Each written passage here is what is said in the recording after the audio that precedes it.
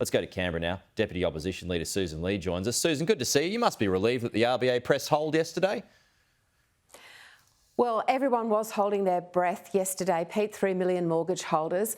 But I was thinking of those who are on fixed mortgages rolling off this year onto variable rates, 800,000 of those. And when they hit those elevated rates, they're still going to feel that pain. And for someone on an average mortgage, it's $20,000 additional a year. So there is certainly a lack of a plan from this government to deal with rising costs and rising inflation. OK, you've got your meeting today, the Liberal Party meeting in Canberra, Re the Voice. What are you going to do? We're going to talk about the substantive issues we have with the proposal, and as Julie and Lisa set out in the press club, they are substantial, and I've had problems with this process all along. The Prime Minister says he wants to build consensus, but he's not approaching this in a way that actually builds that consensus across the country, particularly when it comes to the regional, the local voice, having everyone have their say, whatever corner of this country they're in, whatever Indigenous community they reside in.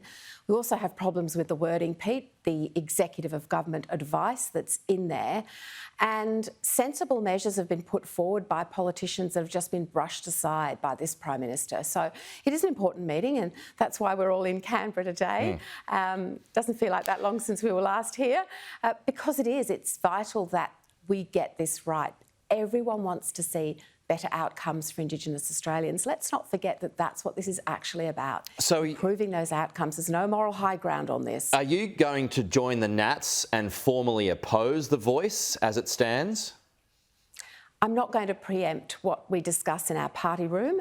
I'm not going to do that at all. This is an important meeting of the Liberal Party, and as Deputy Leader, I will listen, just as Peter will as Leader, and we will hear what I know will be contributions that make sense, that come from the different perspectives of our members and come from different parts of the country. And that's, as I said, something that we'll do later this morning. OK, but you will at least push back on some of the amendments in there. Well, it comes to those points that Julie and Lisa made at the press club and the importance of getting this right, because if you don't start with a local and regional voice, you have an overly administrative top-down structure, in my view. And I always see these things from the perspective of the communities themselves that I've lived in and worked amongst for many, many years as a Member of Parliament, as have many of our colleagues. So there isn't a moral high ground, Pete. There is no one who is better able to articulate that by way of simply pushing something through and demanding that Australians vote for it. You know, I'm always out and about around the country and people are asking me these questions that I can't answer because the Prime Minister won't answer them. Well, on the Prime Minister, he gave his speech at Garma in July last year and welcomed input. Why are you only pushing back now? Why not give input then? I think a bipartisan legislated consensus where everyone agrees before you go to something as significant as a referendum would have been a sensible approach to take, because that way you are bringing people with you. So fine, make the statement at Garma and commence the process.